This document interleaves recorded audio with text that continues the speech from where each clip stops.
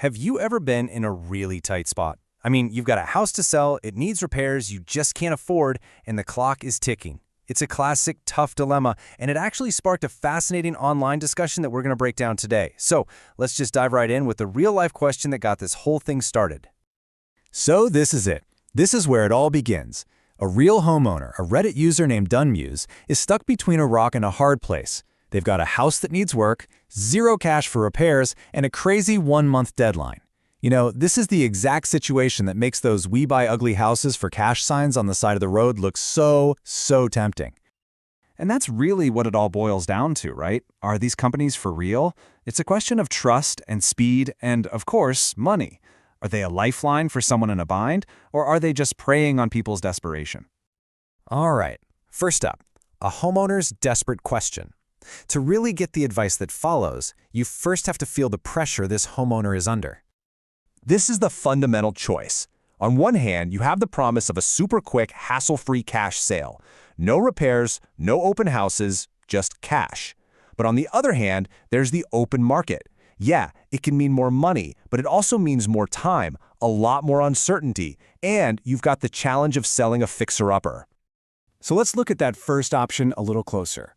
We've all seen those signs stapled to telephone poles, right? What is the actual deal with these cash for homes buyers? Well, right away, the community points out the massive trade-off. This user, I Found the Honey, just lays it out perfectly. You are paying for speed and convenience with a huge chunk of your home's value. We are not talking about a little discount here. This can be a serious haircut. And then, boom, another user, JRomani86, puts this really stark number on it. 50 cents on the dollar. Just think about that for a second. An offer for half of what your house is actually worth. For a lot of folks, that is the reality of these direct cash offers. It's fast, yeah, but wow, is it costly. And here's the kicker. This slide right here peels back the curtain on how this whole thing often works. The person making you that lowball cash offer, they're probably not even the final buyer. They get your house under contract for a rock-bottom price, and then they just sell that contract to another investor for a quick profit, without ever even owning the house themselves. Yep, this practice has a name. It's called wholesaling. The person with that cash for home sign is often just a wholesaler. They're making money in the gap between what a desperate seller like you will accept and what a real investor is actually willing to pay. And the big takeaway here is you might be leaving a ton of money on the table. So given how sketchy a lowball cash offer can be, it's really no surprise that the online community's advice pointed overwhelmingly in a completely different direction: the open market. And this was the #1 piece of advice, over and over again. Even with a house that needs a ton of work, listing it as is was seen as the smartest path. The logic is simple, right? More eyeballs, more buyers, which almost always means a better price for you. I absolutely love this point from user Rent It To Me because it completely reframes the situation.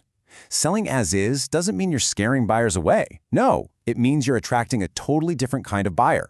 You know, the investors, the house flippers, the DIY pros.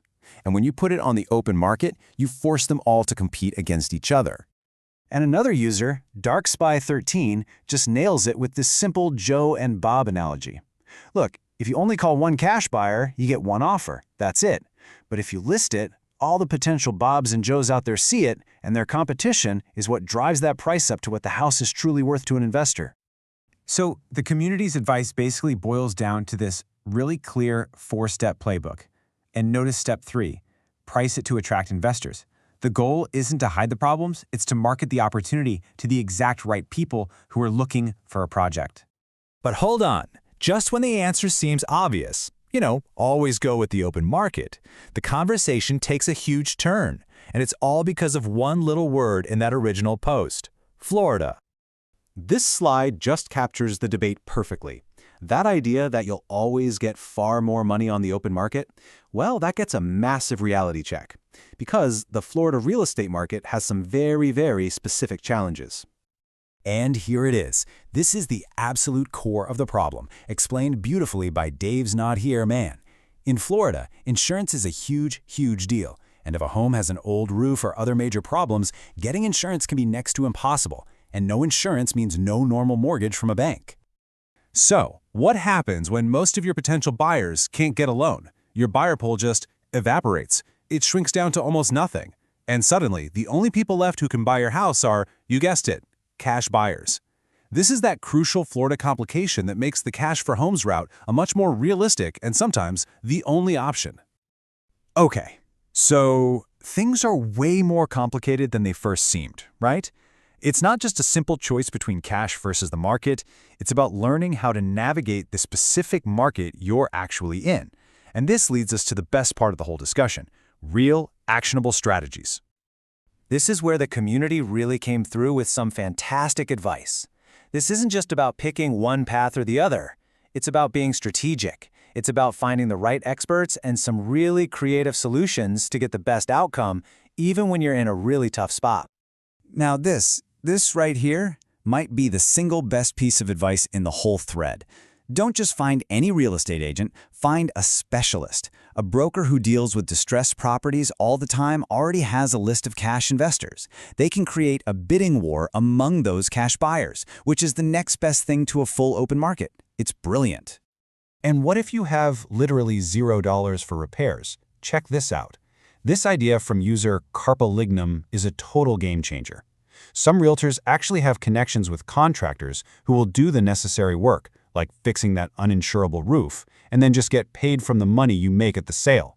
It's a way to unlock your home's hidden value without paying a dime out of pocket. And all of this brings us back to the final fundamental question, the one you'd have to ask yourself if you were ever in this spot. At the end of the day, what's more valuable? There really is no single right answer for everyone. It's a personal trade-off. But what this entire discussion shows so beautifully is that by understanding all your options, your specific market, and the creative strategies out there, you can actually make the best possible choice for your situation.